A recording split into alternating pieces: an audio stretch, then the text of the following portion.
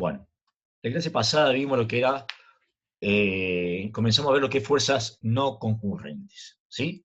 Y dijimos que en el sistema de fuerzas, nosotros siempre íbamos a ver, íbamos a estudiar el sistema de plano de fuerzas, y de allí teníamos las concurrentes y las no concurrentes, que era lo que estamos por ver ahora, ¿sí?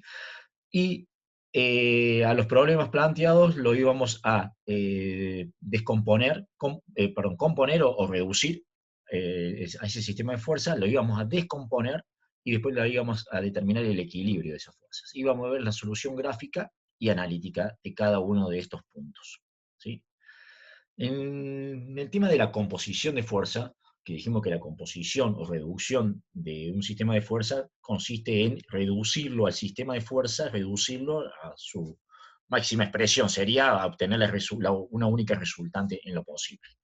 Bueno, cuando vimos fuerzas concurrentes, determinábamos, ¿sí?, la resultante, y sabíamos que esa resultante iba a pasar por el punto de concurrencia de todas las fuerzas.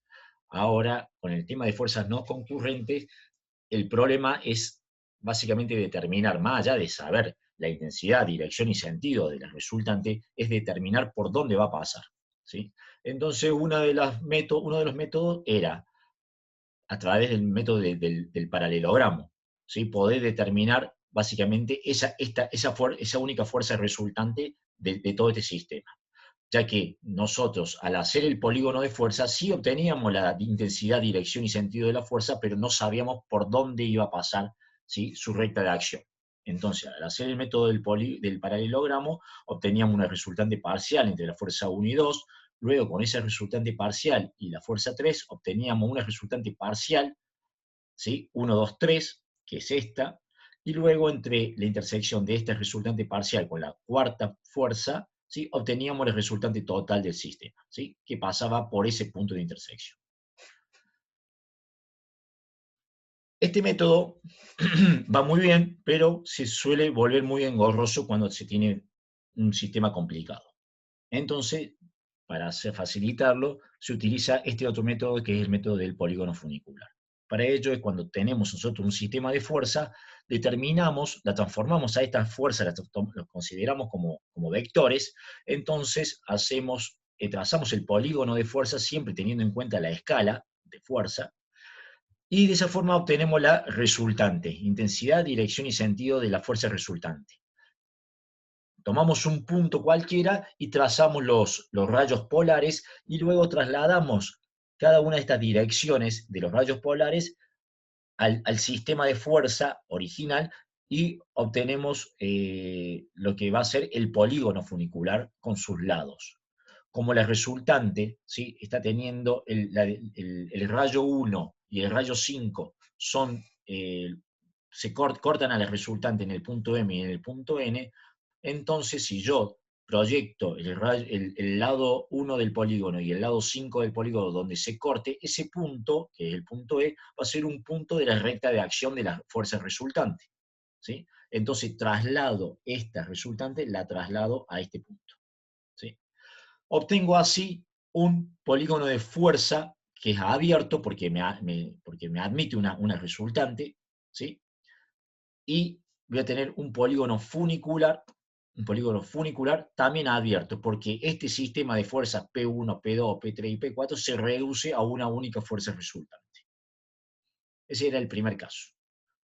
Después vimos el segundo caso, en donde al tener el sistema de fuerza y al generar el polígono funicular, obteníamos que el origen de la primera coincidía con la última fuerza, ¿sí? Y de esa forma teníamos un polígono de fuerza cerrado, ¿sí?, donde su resultante era igual a 0.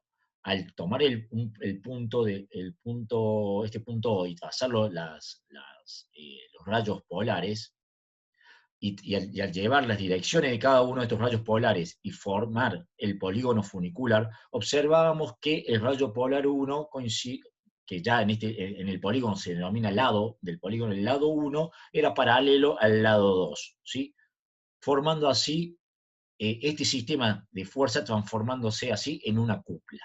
Por lo tanto, íbamos a tener un polígono de fuerza cerrado, ¿sí?, donde su resultante es igual a 0, y el polígono, perdón, el sistema de fuerza, ¿sí?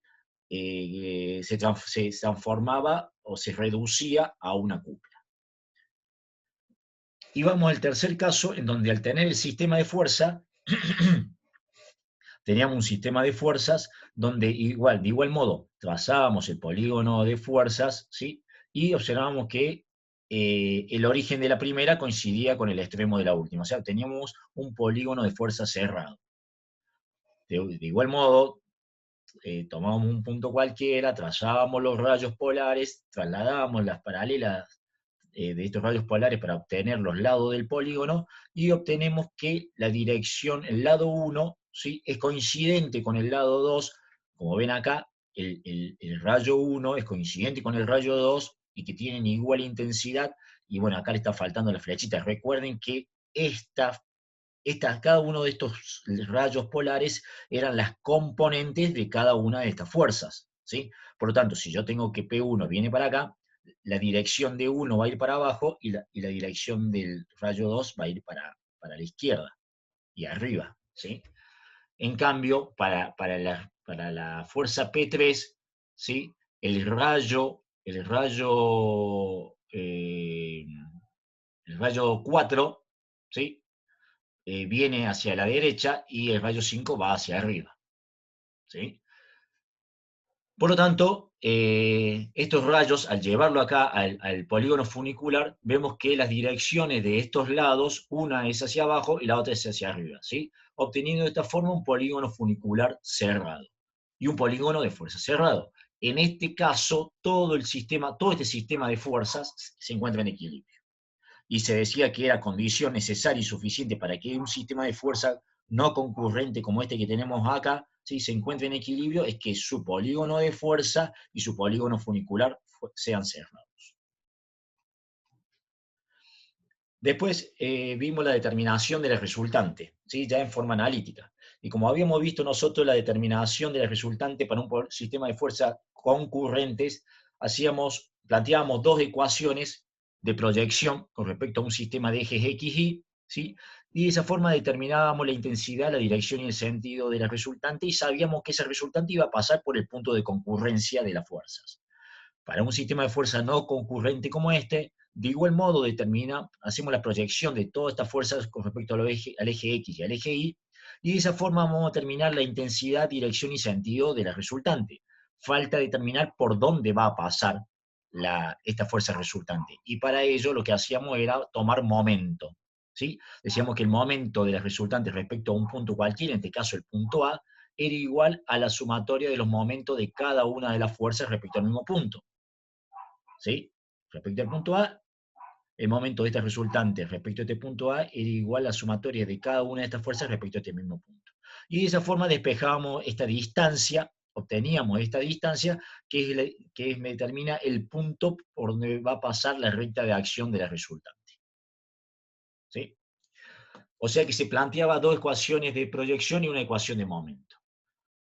De igual modo que para fuerzas concurrentes, que se planteaba una ecuación de proyección y una de momento, acá para obtener la resultante, ¿sí?, la intensidad, dirección y sentido del resultante, acá planteamos de igual modo también una ecuación de proyección y una ecuación de momento, pero luego planteamos nuevamente otra ecuación de momento respecto a otro punto, ¿sí?, para poder saber por dónde va a pasar ese resultante, obtener ese punto de la recta de acción de la resultante, ¿sí? Y se debe cumplir de que estos puntos A y B, ¿sí?, no sean normales a la recta, siempre que el eje que uno adopte, y esa raya, que el eje que uno adopte no sea normal a la recta que me define los dos puntos A y B, ¿sí?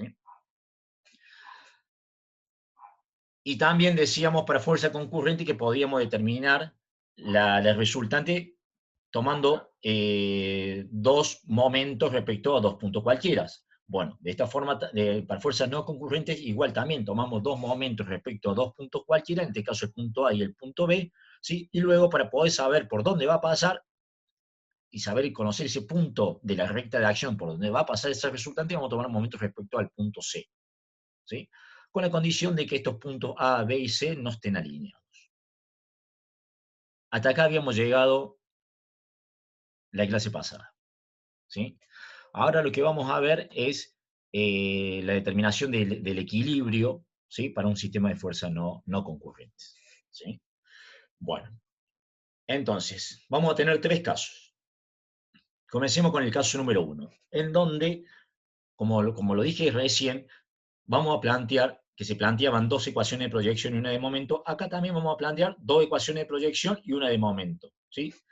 En donde, al hacer la proyección de todo este sistema de fuerzas con respecto a los ejes X e Y, ¿sí? La proyección de toda esta fuerza con respecto al eje X tiene que ser igual a 0, ¿sí? Y si eso se cumple, va a haber tres posibilidades, ¿sí? Una, que la resultante de este sistema de fuerzas sea igual a 0. Otra, que haya una resultante, y esa, que es esta que tengo acá, y esa resultante sea normal al eje X. O que el sistema este se reduzca a una cupla, pero reducirse a una cupla, la proyección de esa cupla con respecto a los ejes son igual a 0. ¿Sí? Al hacer la proyección con respecto al eje de la Y, ¿sí? También esa sumatoria de fuerzas, de las proyecciones de toda la fuerza con respecto al eje de la Y, tiene que ser igual a 0. ¿Sí? Y también se tienen que cumplir las tres condiciones, ¿sí? Ahora, esta condición B, ¿sí? En donde me dice que, que si existe una resultante, tiene que ser normal al eje de la X, cuando hacemos la proyección de la fuerza con respecto al eje de la X, y cuando hacemos la proyección de toda la fuerza con respecto al eje de la Y, también se dice que si hay una resultante, esta resultante sería normal al eje de la Y, ¿sí? O sea, este punto B, ¿sí? No se puede cumplir en forma simultánea, Por lo tanto, se descarta esa condición B, ¿sí? Quedándome solamente la condición A y C. Pero como la condición C también son fuerzas paralelas que al proyectarse dan igual a 0, entonces me queda solamente la condición A, ¿sí? Por lo tanto, la resultante del sistema de fuerzas tiene que ser igual a 0, ¿sí? Luego, si yo tomo momento respecto a un punto cualquiera, en este caso el punto A, de todo este sistema de fuerza, voy a poder determinar ese momento de todo este sistema de fuerza tiene que ser igual a 0 también, ¿sí? ¿Por qué va a ser igual a 0? Porque es el momento de la resultante con respecto al punto A es igual a la sumatoria de todas las fuerzas respecto al mismo punto. Pero como la resultante es igual a 0, este momento con respecto a A va a ser igual a 0, por lo tanto, todo este momento va a ser igual a 0. El momento de cada una de estas fuerzas va a valer 0. Entonces se van a cumplir las tres condiciones en forma simultánea, ¿sí? Que las dos ecuaciones de proyección y una ecuación de momento sean igual a 0. En este caso se dice que este sistema de fuerzas se encuentra en equilibrio. Y por supuesto se debe cumplir la condición de que tanto el eje X como el eje Y no sean coincidentes ni tampoco paralelos. ¿Se entendió?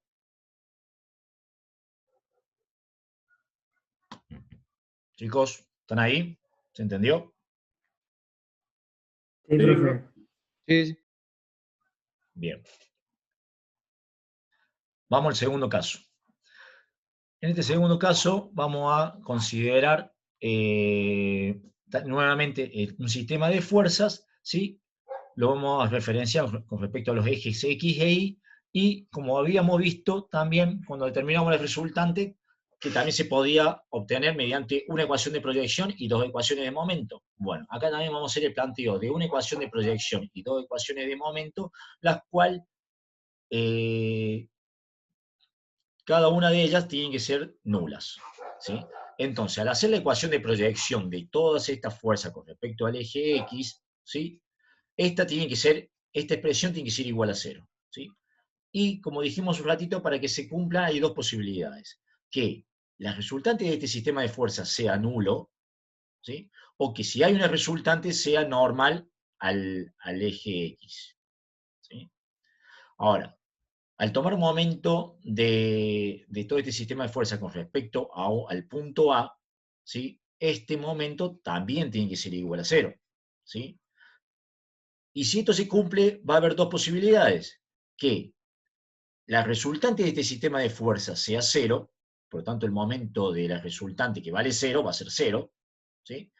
O va a haber, que haya una resultante, pero esta resultante pase por el punto A. Por lo tanto, al tomar el momento, ¿sí?, de todo este sistema de fuerza y al hacer el momento de la resultante respecto a A, como la recta de acción de la resultante pasa por el punto, va a valer 0.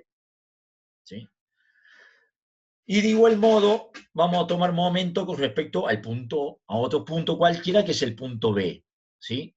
Y también, como dijimos recién, si esto se cumple, va a haber dos posibilidades. ¿Sí? Que la resultante del sistema valga 0, ¿sí?, o que haya una resultante y pase por el punto B. Bien. Entonces, para que se cumplan estas dos condiciones, para que se cumpla la condición B, ¿sí?, para que se cumpla la condición B, solamente se va a cumplir si la resultante pasa por ambos puntos, el punto A y B. ¿Sí? Y para que se cumpla la condición A, ¿sí?, básicamente la resultante del sistema tiene que ser 0, o sea que el sistema tiene que estar en equilibrio. Entonces, espere que se está por terminar la clase. Entonces, a ver, chicos, que no sé qué pasó. Denme un momento. Esperen un poquito.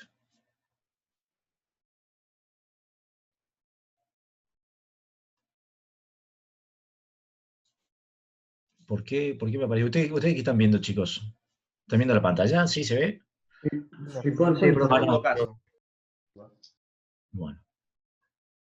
Bien, o sea que para que se cumplan las dos condiciones de momento, ¿sí?, la resultante del sistema tiene que valer 0, o si hay una resultante, ¿sí?, para que se cumplan las dos condiciones de momento en forma simultánea, estoy diciendo, ¿no?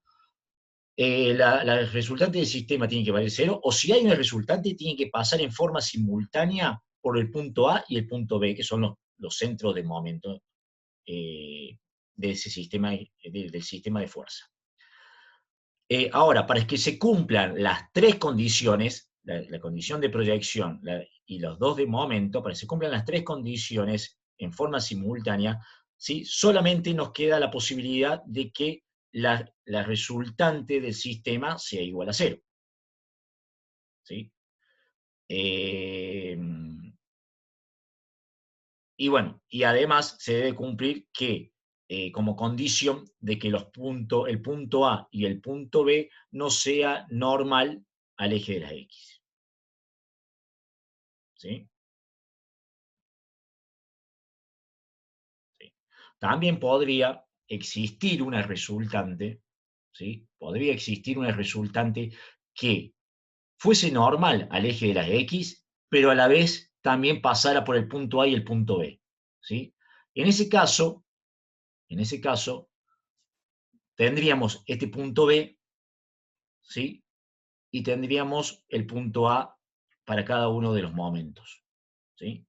Pero justamente para que no se dé esa condición, ¿sí?, es que se plantea se impone esta condición de que los puntos A y B no sean normales al eje de las X. ¿Sí? De modo de que solamente se cumpla el punto A, que corresponde al punto A para la ecuación de proyección, y el punto B para las ecuaciones de momento, ¿sí?, de modo que no haya una resultante y todo el sistema se encuentre en equilibrio.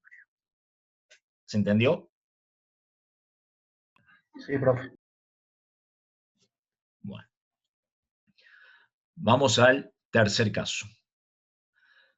Para el tercer caso también vamos a hacer el planteo de tres ecuaciones de momentos, ¿sí?, en donde vamos a tomar momento respecto al punto A, ¿sí?, y respecto al punto B, y para cada uno de estos dos puntos se debe cumplir justamente lo que veníamos diciendo en el caso anterior, es que la resultante del sistema de fuerzas, ¿sí?, valga 0, ¿sí?, para que los momentos valgan 0, o que si existe una resultante pase por el punto A y pase por el punto B.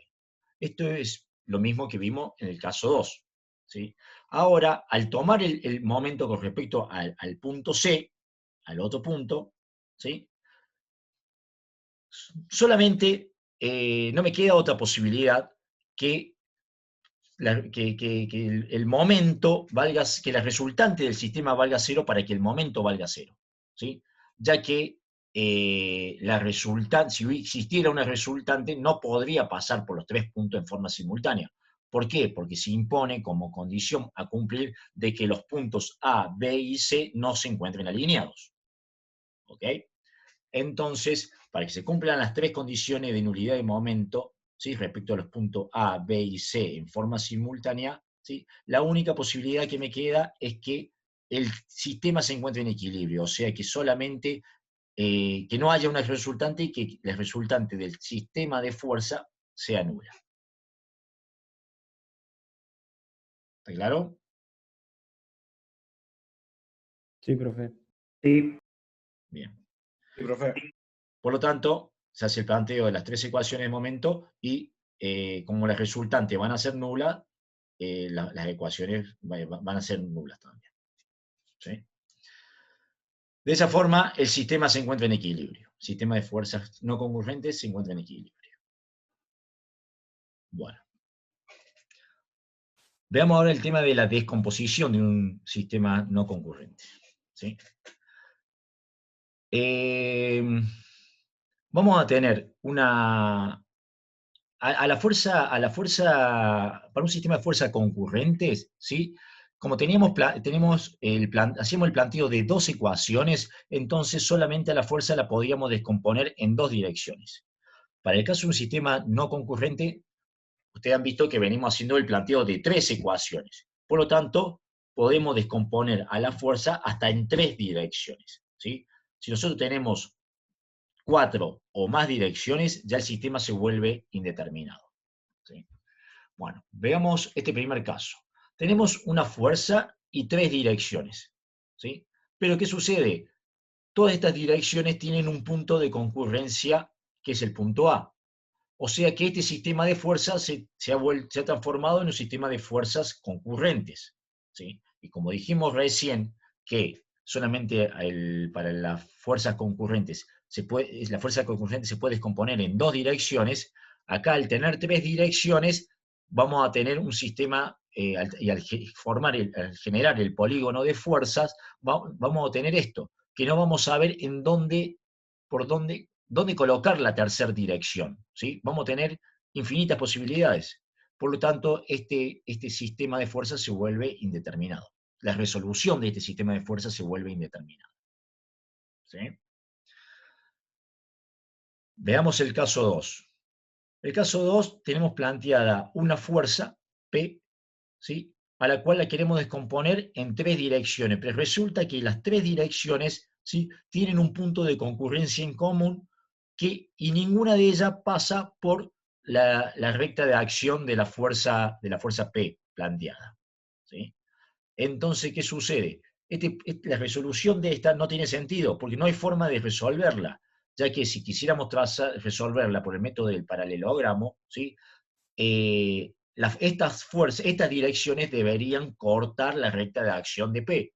Al no cortarla en ningún momento, ¿sí? Entonces este es un problema sin sentido, no tiene solución.